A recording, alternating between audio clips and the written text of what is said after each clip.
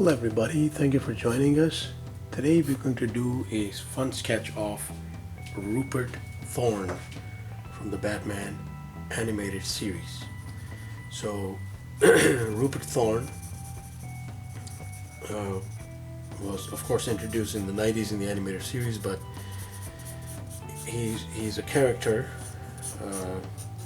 so sort of a mafia gang leader like character who was created in the 70s by the great Steven Englehart and Walter Simonson. I personally loved Walter Simonson's artwork and Englehart's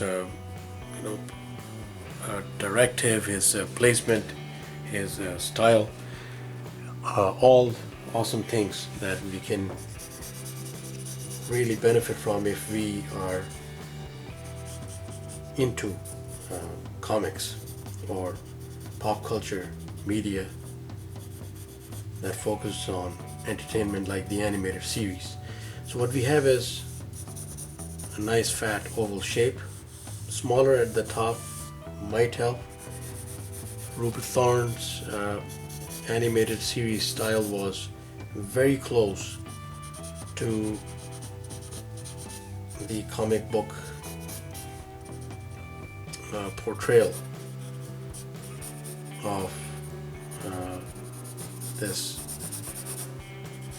publicly detested and sometimes also regarded businessman-like figure, but who had all these shady things going in the background. So that is the three-piece suit, tie, vest, which is not going to be visible when we're done, but that is the face. There's a high forehead, at least in the animated series, nose somewhere around here, mouth somewhere around here, and we could start with the very generic pair of eyes.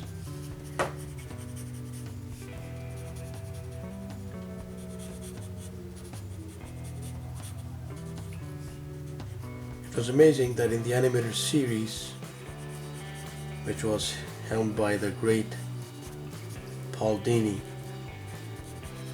and Bruce Timm, that combo that was responsible for so many awesome animated series aside from Batman animated series, that even with the minimalist style, very generic style of art, they managed to pull off a multitude of expressions in these characters and they breathed like new life into them. Every character was important. So we're drawing we can just follow along as we are going here. There's the double chin, the essential mob boss double chin, I guess, and those face lines there. He had a prominent upper lip and lower lip kind of like that. Well kept mob boss here, somewhere along those lines. Few details, and there's the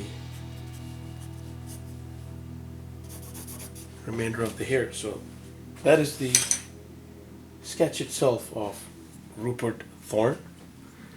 And now the color tones, you could check out the animated series, you'll see the color tones, but right here if you're just going to put in some tones, like it was very exemplary of the animated series, to throw in tones and shadows, which even in the one-dimensional artwork and the coloring gave it almost like a lifelike, a very realistic, very surreal experience to it.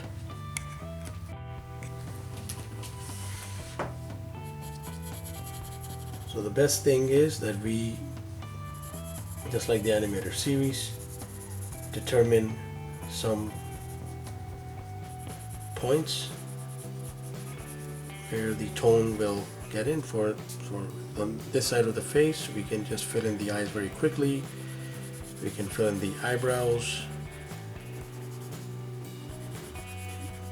Although Thorne's hair was black, his eyebrows were essentially, his hair was white, his eyebrows were black.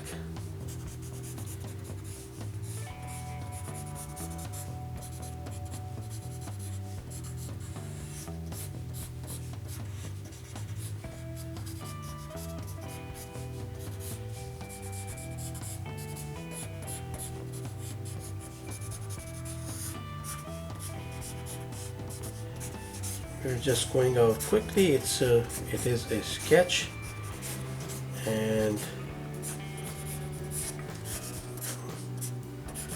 for the convenience of it, we are not going to use a dark theme for the clothing. We're just going to put in some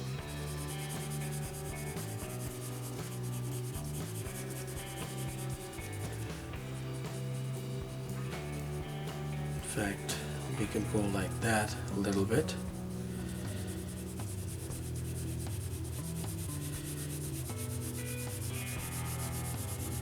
Then pretty much go full out on this end.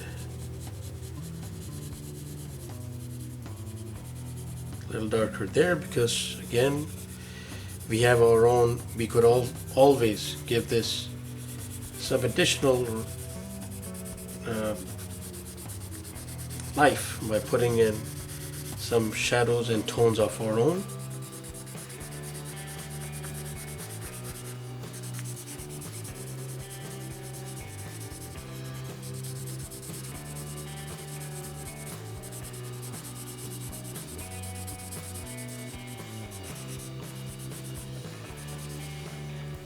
So while we are doing that,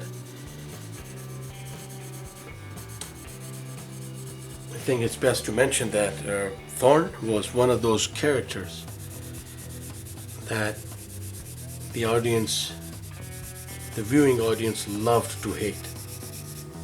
Manipulated many innocent people, and also showed that due to the,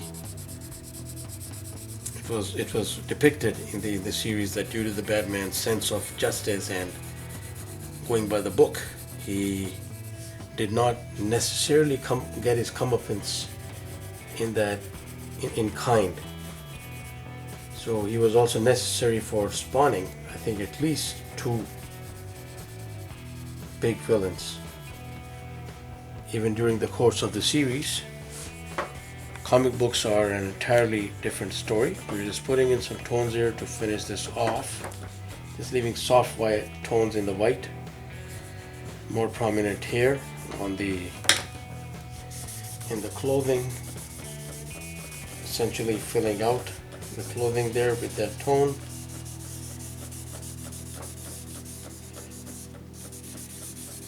And we are just about done mixing it up there. There's Rupert Thorne. Thank you for watching. Do check it out if you haven't. You'll be very happy you did. And do let us have your comments. Please subscribe, keep in touch. Have yourself a wonderful day.